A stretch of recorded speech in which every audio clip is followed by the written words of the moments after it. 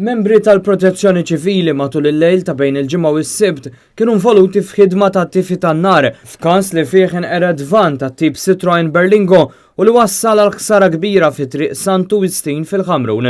Net News jinsab informat li n-nar beda ftit qabel is-satejn tas-sibt filgħodu u nfirex għal vettura Opel li kienet ipparkjata quddiem il-van u wkoll ġarbet ħsarat konsiderevoli fil-parti ta' wara tagħha.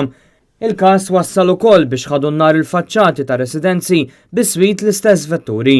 B'mod partikolari, dik li kien ipparkjat quddiem għall-van li tagħha nħaraq il-bieb tal-injam fuq barra.